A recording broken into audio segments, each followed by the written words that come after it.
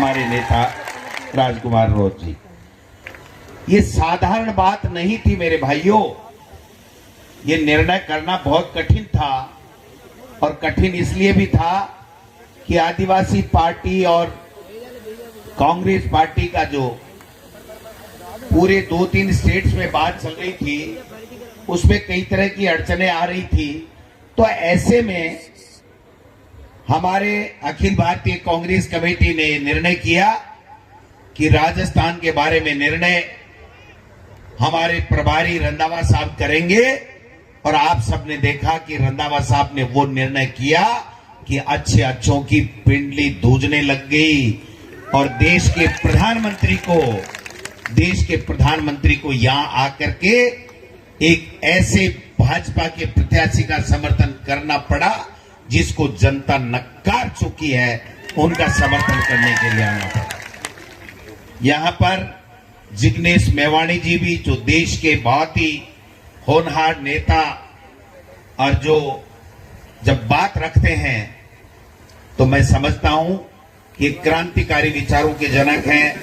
जिग्नेश मेवाणी जी भी आए हैं, हमारे वरिष्ठ नेता ताराचंद भगोरा साहब भी हैं, हमारे नीनामा साहब भी हैं, हमारे उमेश जी डामोर साहब भी हैं, एमएलए साहब राम प्रसाद जी इंदौर भी हमारे साथ में एमएलए थे, वल्लभ जी पाटीदार हमारे जिलाध्यक्ष कांग्रेस के हैं, हमारे अखिल भारतीय कांग्रेस कमेटी के सदस्य भाई दिनेश जी खोटनिया साहब भी हैं, हमारे जिलाध्यक्ष रमेश जी पांड्या साहब भी हैं, शंकर जी यादव, अनुतोष जी जो हमारे बाप पार्टी के अध्यक्ष हैं, असरार अहमद जी, शंकर लाल जी आहारी जी, और तमाम आदरणीय सम्मानित मंच और हम सबको, आप जो सामने बैठे हो, मंच पे बैठाने वाले हो, आप सबको प्रणाम करता हूं, सैल्यूट करता हूं, नमस्कार करता हूं, जय जोहर करता हूं। भाइयों,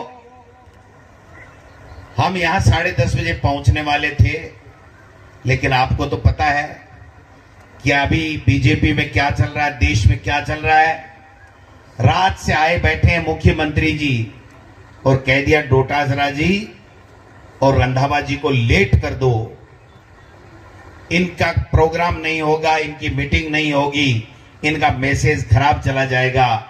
लेकिन उनको ये पता नहीं कि ये आदिवासी हैं, ये अंग्रेजों के सामने भी नहीं झुके, प्राणों को बलि देकर के, प्राण न्योछावर करके भी देश को आजाद कराया।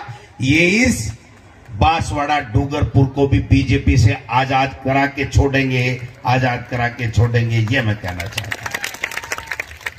ज्यादा लंबी चौड़ी बात नहीं करूंगा। देश के प्रधानमंत्री ने ये ठान लिया है कि भारतीय जनता पार्टी का अगर तीसरी बार राज देश में आ गया तो न तो आदिवासी बचेगा, न ये देश बचेगा, न ये लोकतंत्र बचेगा, और न बाबा साहब का दिया हुआ संविधान बचेगा। ये तय कर लिया देश के प्रधानमंत्री ने। और आपने देखा हुआ कि वो जिस प्रकार का भाषण देने लगे पहले फेज में, उनकी हवा उड़ गई। वो 102 में से जहां अधिकतर सीटें अपनी मान रहे थे, 30 सीटें भी उनकी आने वाली नहीं है। और पूरे हिंदुस्तान में 4 जून को आप देख लेना, वो 150 के अंदर रह जाएंगे, 150 के अंदर रह जाएंगे। ये 400 पार इसलिए करना चाहते हैं भाइयों कि इनको संविधान बदलना है, आपके वोट का अधिकार समाप्त करना है, आपका आरक्षण समाप्त करना है, और आदिवासी कोई उन्नति नहीं कर सके, उनका बच्चा पढ़ नहीं सके, उनको कोई सुविधाएं नहीं मिले, इस प्रकार की व्यवस्था करने का ये काम कर रहे हैं।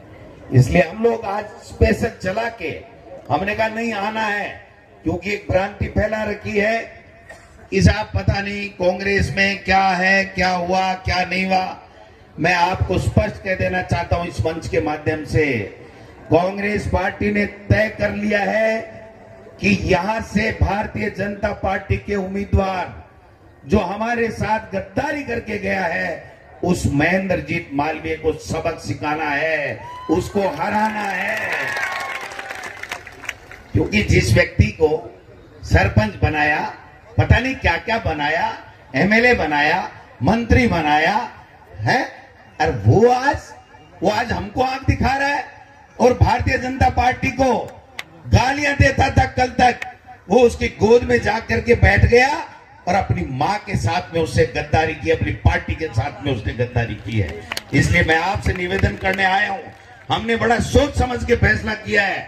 मैं मेरी कांग्रेस पार्टी के तमाम कार्यकर्ताओं, तमाम नेताओं से आग्रह करना चाहता हूं कि ये चुनाव ये केवल कांग्रेस, बीजेपी और बाप पार्टी का चुनाव नहीं है, ये देश का चुनाव है। बहुत सोच समझ के फैसला किया गया है। तमाम लोग एकजुटता के साथ में 26 तारीख को राजकुमार रौत और बाप पार्टी को, इस गेडिया को जिता करके लोकसभा में भेजने का काम करें।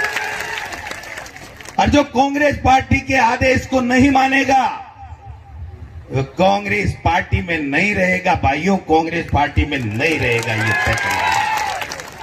ये कोई तमाशा है? मर्जी है तब जिसने कांग्रेस के हाथ के निशान के ऊपर चुनाव लड़ा, या तो मालवीय की तरह चला जाए। और यह कांग्रेस पार्टी जब बाप को समर्थन दे रही है तो यहां से बांसवाड़ा और डूंगरपुर में यहां से गेडिया को जिता करके लोकसभा में भेजने का काम करे। ये एक संदेश देने के लिए हम लोग आए हैं। आज कितने नीचे स्तर पे उतर गए देश के प्रधानमंत्री, सोचना नहीं चाहिए हमको। हिंदू मुस्लिम करने लग गए कि सारा का सारा मुसलमानों को दे देंगे। मैं कहता हूं देश के प्रधानमंत्री को यहां आकर के अगर उन्होंने भाषण दिया तो हमारे इन आदिवासी भाई बहनों को क्या देंगे, ये बात करनी चाहिए थी, न कि इस देश में नफरत फैलाने की राजनीति करनी चाहिए थी। देश में नफरत फैला करके, देश के टुकड़े टुकड़े करके वो अपने सत्ता में काबिज रहना चाहते हैं। ये मुमकिन नहीं है। मोदी जी ये आदिवासी हैं जिन्होंने अंग्रेजों के सामने घुटने नहीं टेके, गोलियां खा के अपने आप को शहीद कर दिया, लेकिन देश को आजाद कराया। उसी तरीके से 26 तारीख को भाई लोगों, गेडिया के निशान के ऊपर तमाम कांग्रेस और बाप के तमाम कार्यकर्ता नीले बटन को दबा करके राजकुमार रौत को यहां से लोकसभा में भेजने का काम करेंगे। ज्यादा लंबी चौड़ी बात की जरूरत नहीं है। बात टकेगी एक ही है भाई जी, और बाप एक हुआ, बाप और बाप एक हुआ है। हमने कह दिया, हमारे प्रभारी ने कह दिया, हमारे पार्टी आला कमान ने कह दिया कि मालवीय को जिसने पार्टी के साथ गद्दारी की उसको हराना है और राजकुमार रौत को जिताना है। आगे की गारंटी हमारी है। भाइयों, कांग्रेस के तमाम नेता और कार्यकर्ताओं को कहना चाहता हूं, मैंने इस व्यक्ति को देखा है, एक चाय नहीं पी और पूरी 5 साल सरकार बचाने का काम इसने किया था। आज ये फैसला यूं ही नहीं हुआ है।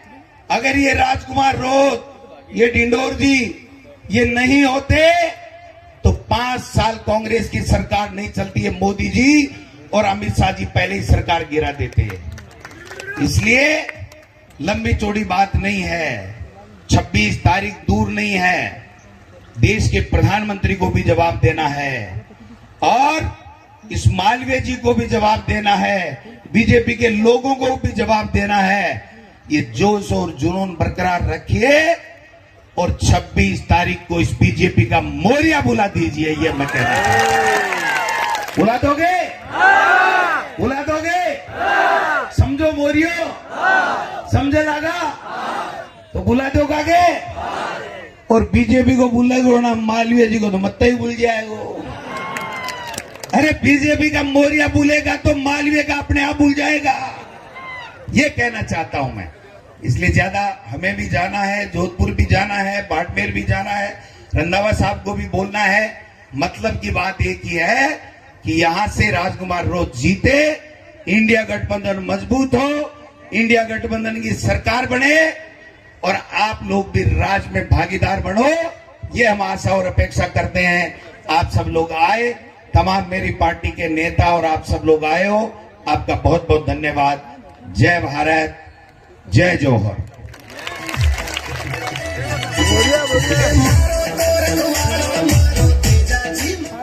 धन्यवाद साहब।